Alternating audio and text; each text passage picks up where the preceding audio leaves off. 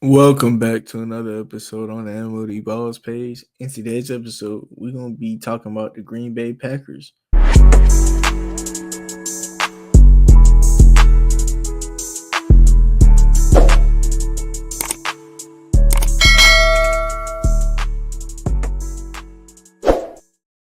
All right, so like I said, in today's episode, we're going to be talking about the Green Bay Packers. And if you haven't made sure to subscribe already, we had 231 subscribers. Be appreciated if we could hit a 500 because we at a point where we have enough watch time to where we're monetized, but we don't have enough subscribers.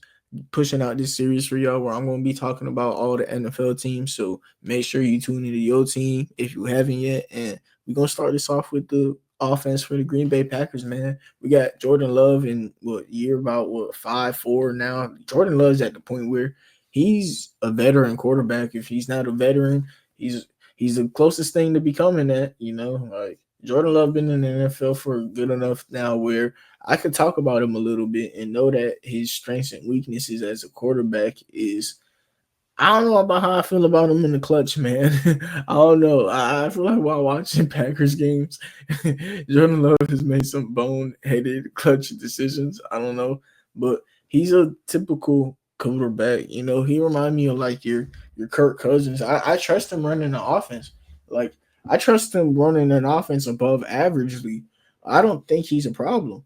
I think he's good, but like, is he special? Probably not. But like I said, he's a good quarterback though. Like capable of being a starter in the NFL for 10 more years. Honestly, just does he win a Super Bowl? Like at this point, that's what I'm looking for is Jordan Love a Super Bowl quarterback, a multiple time Super Bowl quarterback? Because I know he's a starter. So like, what's his upside? I don't know, man.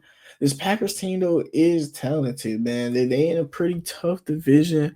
I'm gonna pull up their roster because outside of Jordan Love in the draft, I'm kind of blanking now. I know they got Josh Jacobs, so that team, first of all, while they got a quarterback who's above average, they got a run game that's good because this is a team that they always find a way to develop offensive linemen. They always gonna ride out with a good old lineman somehow, a good offensive line unit somehow.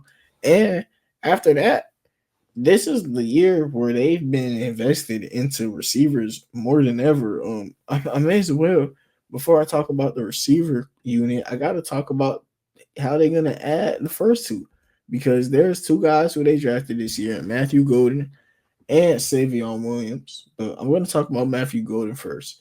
He reminds me of your Deshaun Jackson, your Jalen Waddle, Tyreek Hill. He's a guy who's able to separate and is fast.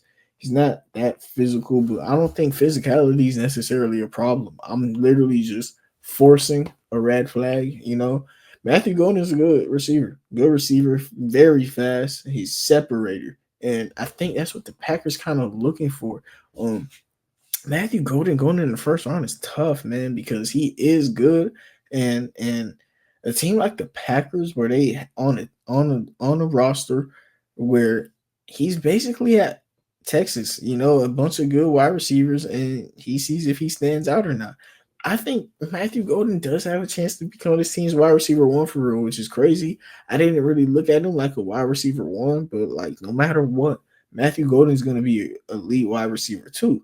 So if I think that he's going to be a elite wide receiver too, no matter what, why not take him in the first and make him a wide receiver one? Because a team like this, especially, bro, where they got as much depth as they do, holy, this team is never going to have a problem at receiver the whole year, in my opinion, because they got so many of them.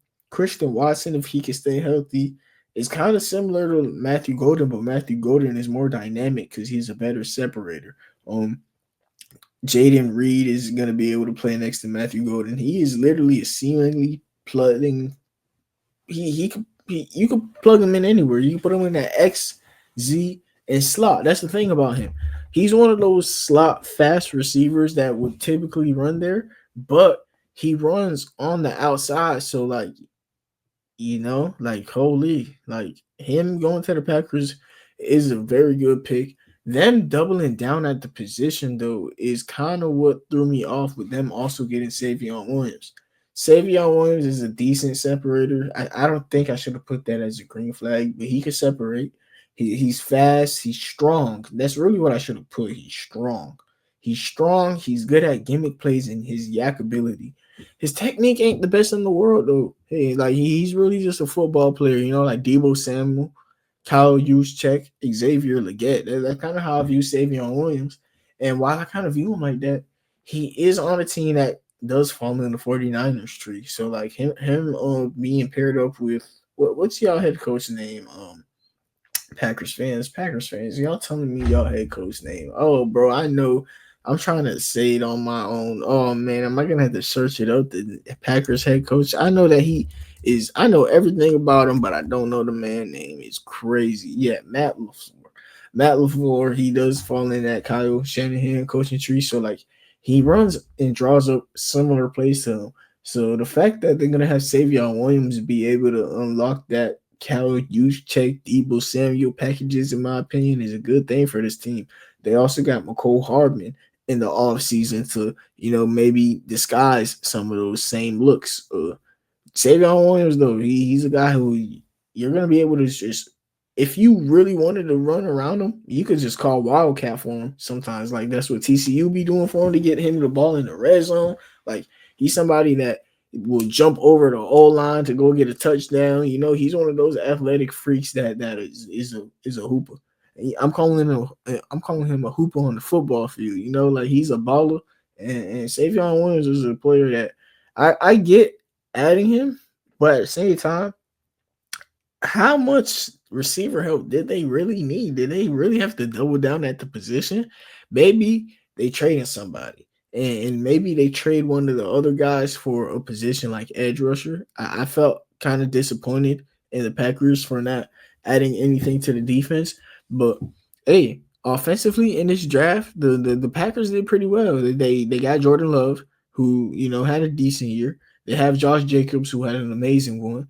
Their wide receiver corpse was all right, but like they went out and added a wide receiver one and a gimmick wide receiver to a group that has three like wide receiver twos. They have a bunch of wide receiver twos, and they went out and got Matthew Golden and a gimmick player. So they have like 5 to 6 good wide receivers, which holy maybe 6 to 7. Let me count. They got Jaden Reed is one, Matthew Golden is two, Romeo Dobbs is three, Christian Watson is four, Dotavian Wicks is five, Savion Williams is six, Bo Milton, in my opinion, is underrated at seven, and McCole Hardman at eight. This team got 8 legit wide receivers, so no matter what, the Packers might have the best 7-man rotation wide receivers going into the season. So Jordan Love is gonna have weapons. He's gonna have a running back game. The tight ends is not that bad. I really like Tucker Kraft, believe it or not, especially when it goes down to the red zone. He's a willing blocker. Tucker Kraft is not a bad tight end. And the Packers also, in the first 3 rounds, they really prioritized getting this offense better because they took tackle Anthony Belton. I didn't really know about him, but one thing I do know is when the Packers take an offensive lineman, I close my eyes and say that he's a good player. That's why I'm not even going to analyze him. The Packers did. If the Packers drafted an O-lineman, he's a good player. Literally, on to the next. This defense, started by Xavier McKinney. As a Giants fan, I hate to say that, man. I can't believe that the Giants let Xavier McKinney walk, man. Xavier McKinney's a great player, and he had a breakout year on the Packers last year, man. I mean, it's not that hard when you when you got Zaire Alexander next to you, Nate Hobbs. Oh man, matter of fact, I lied. It is that hard, but like Xavier McKinney's had a great year on the Packers, but they D line kind of like everyone kind of been disappointed. Everyone. Baron Soro, who they drafted, like I told y'all, I'm not gonna sit here and talk about people who I don't know like that. I don't really know them like that, but at least they tried to draft an edge rusher. But I mean, Luca Van Ness, he's a player that they got to develop. He was kind of a project pick, but Luca Van Ness has a chance to become a good player. Kenny Clark kind of like he ain't play as well as he usually do, but like he's still a good player. Devontae Wyatt, he hasn't been what we wanted him to be yet. Rashawn Gary kind of had a down year. Quay Walker is like a solid player. They just got a bunch of solid players. Zaire Alexander and Xavier McKinney are really the Packers' only two like standout players on defense to me. After that, They need something, bro. They need something. I don't know what this team's upside is in the playoffs. Packers fans, what do y'all think y'all could do in the playoffs with no pass rush? Like, I mean, y'all got a secondary, y'all got receivers, y'all got O line, y'all got everything but a pass rush, and I don't know how I feel about that. The front seven is something that needs to get added on. Maybe if y'all make a push to the point where y'all like 7-2 to begin the season, y'all trade for an edge rusher, right? If y'all 7-2 to start the year, I mean, Packers fans, maybe y'all gonna go on your knees for Myles Garrett. Maybe y'all go on your knees for Myles Garrett week 9 of the season if the Browns ain't doing good. But like, I'm not looking at Myles Garrett too much. I feel like that's an expensive deal. But no matter what, I at least want an older edge rusher, like maybe even Calais Campbell from the Arizona Cardinals if they start off the year like 6 and or if they start off the year 2-6. Like they need somebody like that because this pass rush ain't winning the Super Bowl. I can say that. Like the way it's standing right now, Luka Van Ness or Rashawn Gary. Um, I don't know. Maybe Rashawn Gary just has a comeback year while Luka Van Ness breaks out. But this defense got to get better. This defense got to get added onto it. But I mean, it seems like the Packers worries was about their offense, and in the first 3 rounds, they figured that out pretty quick how to have that worries over with because they took Savion, they took Matthew, and they took an O lineman. Um, yeah, Jordan Love though, Jordan Love, this is your year. You're where the offense is better than the defense, and we relying on you. And I guess that's just how the locker room gonna feel. They're gonna watch who Jordan Love becomes, and that depends where the team is because I this team is like I said defensively inept at the front seven. Like as I wouldn't be shocked if I'm talking on what was today May 24th and they add more onto the team by like I don't know. Before the season even starts, I wouldn't be as shocked as some of y'all would be if they add like a big name edge rusher or something. Like this team needs something on that D line bad, bro. I wouldn't even be surprised if they go as far as trading Zaire Alexander, even though I don't think that they should. But yeah, that'll be it for me talking about the Green Bay Packers.